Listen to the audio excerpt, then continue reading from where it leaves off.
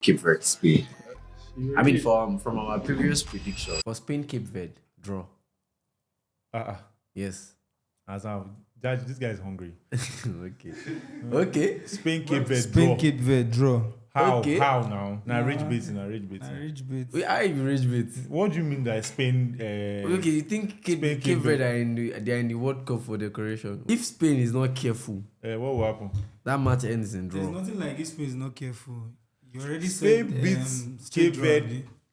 Anyhow, even if there's no light in the stadium, they will win. Well, I know you have to gloat in this. What's from I'm your not, previous I'm not even trying to go with yes, because I want us to point out the reasons why Spain flopped the match, right? Something that I probably have seen, right? Although it wasn't really obvious there that Cape Verde was going to drop, but I knew that Spain would try, they would try and break them down and all of that. But I didn't know that they would hold Spain. Spain probably had underrated Cape Verde too hard that they held them to a draw because they thought it was going to be done in the first half. What do you think about that match? Okay, I think 3 points I'd like to point out is one. I think Spain have always lost their opening game or not won their opening game of competitions. Maybe it's Euro World Cup. They always drew those games. Then secondly, I don't know what the coach. Well, he's more experienced than we do, but I don't know what the coach was expecting when he started the years about Ferran and Gavi as your front three. There is no penetration that's going to happen there. Well, Gavi would want to keep the ball. Nico Williams, Lamine Yamal, these guys are just coming back from injury. So I kind of understand why he wants to play safe, right? Why he wants to, it's Cape Verde. He would have assumed that this team should do it. On paper, they should do it. But that Cape Verdean team, they have players with strong physicality and blistering pace. And Spain lineup was without wingers, without physicality or blistering pace. The blistering pace of, Nico Williams and Lamine Yamal. So, True. But then, don't you think he could have started maybe Nico Williams first half, benched him, removed him second half? again, it is Cape Verde. On paper, Spanish team look like they could have done something regardless. This is not the first time they lined up without their wingers. And During because- friendlies, like before the World Cup started, the friendlies they played without Yamal and Nico Williams, and they did fine. Because the idea of underrating teams, what I always say is, if you don't score a team that ideally you should beat, hands down, if you don't score them within 20 to 30 minutes, most times, and they get to go into the game, it becomes really difficult for you to get it over the line. But did we think Spain underrated Cape Verde or Cape Verde performed beyond expectation? Like let's not let's not Rodri made a statement saying that the Cape Verdeans just came to sit back. They played satanic football. It's the and World all that. Cup. But then, like I said, all points are important. I mean, everybody has their style of play. yes. If you play to your strengths, if I'm Cape Verdean coach, I know that I can't match up to Spain's tactics. I can't match up in quality. I can't match up in any metric that you're going to In fact, put if Cape Verde anything, against Spain. Spain, right, I am really disappointed in Cape Verde. I am. Because that match was You open. started the game. No, really. That match was open. They didn't attempt, to seize opportunity from their count. They had a couple of counter attacks that could have been something. I remember their striker, their number 9. I think they brought the guy on, Willy Semedo. He came on in the 61st minute for one of their wingers, and he was left alone up front. I assume that the coach's plan was, because this guy was tall, he was physical, the coach's plan was, whenever we win the ball back from Spain in our half, we're going to launch it forward. Do you understand? We're going to launch it forward. It's going to be able to battle against the Spanish defenders. That's Kubasi and which were not so physical, right? Each time this guy expects the ball, he just gets like a clearance from their box, and then he ends up just running around. Spain wins the ball back, and they're back to their third half again.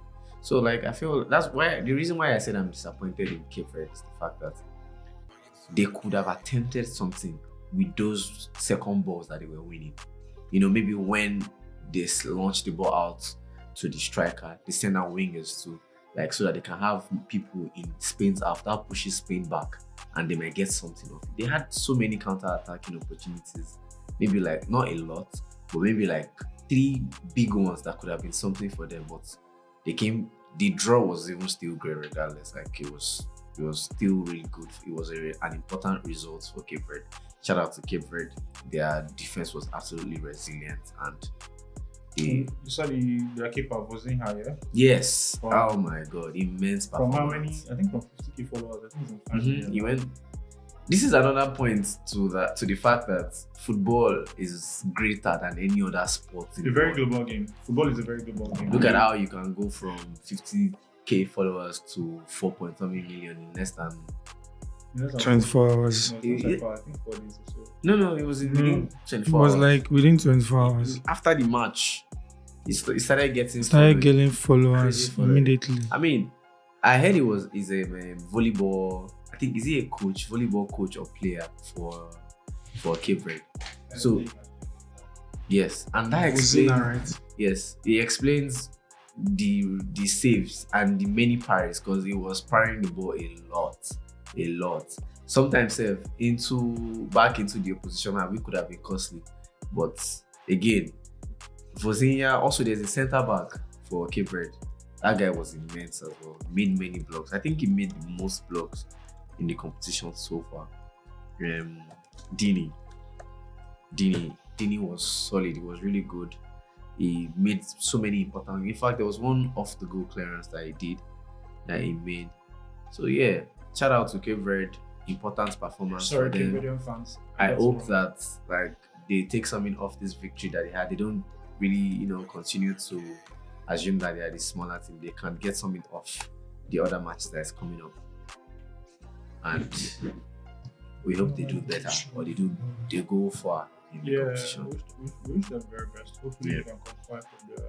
Cabo Verde. What's the word? What's their this thing? Cabo Verde. Yeah, Cape Verde. I think Spain played their style of play. They played tiki taka. They were everywhere on the pitch. They had the most possession as we expect, but they were toothless on the front foot. They were so toothless. Yeah, like I said again, you can't have a front line of Gavi, Oyarzabal, and Ferran Torres and expect. I think that's anything where to the happen. issue is. That's where the major. So issue Ferran is. Torres is. First of all, At Cape- most, rather than even using Gavi, Didn't I prefer Oyarzabal score like 5 goals in the last World Cup? And that's because the people beside him made the people he was Created playing with chances created chances for him now. I would have even preferred the Dani Olmo to a Gavi. At least he could take shots. Gavi So it was a lineup issue for Spain. for me, Yes, the front for line- me. for- Like, front how line- would you have Gavi and Ferran Ferran, Oyarzabal before he scores the goal, against a he's low that block team So like he's not that clinical. Like Cape Clinical Verde. players are like Yamal and Speaking of non-clinical players, he wasn't 100%. he fit, did. so He I did don't- something in the match. It wasn't so bad. He tried his best, but the Cape Verdean defense was very resilient. There was a time that there were 3 guys on him. I mean, it's not the first. There were many matches before him where 3 guys were lined up on this guy. I think it was Brahim Diaz or somebody against Morocco, even Vinicius as well. So like there were so Yeah, many so- guys on him. They expected that most of the balls are going to go to. I think that is why the coach brought in Lamine Yamal first before he brought Nico Williams. So there won't be too much attention, do you understand, on sides. Because when Lamine Yamal came in, everybody knew ball was going to go to Lamine Yamal's side. Then 10 minutes later, he introduced Nico Williams. Do you understand? Now there's 2 sides to pay attention to. If you lose focus for just 2 minutes, Spain will punish you. That didn't happen. yeah. Well, I Lamine mean- created chances when he came in, the outside of the fools, the crosses and all he created. But then, like I said, Spain is already at a level where we expect Cape Verde not to be a threat to them. They are at Yes. that level. But I understand? say it because Cape For Verde me- in their previous tournament, sorry, Sean. In their previous tournament, I think that was in AFCON, right? One of the things that we knew them for was their defensive resilience.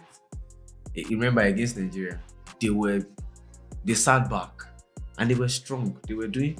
I mean, we are going to knock the tactics that they are sitting back. Hope Arteta won't sign some of the defenders. Arteta should really look at that Cini, that their centre back Cini. It was so good. It was so good. Anyways,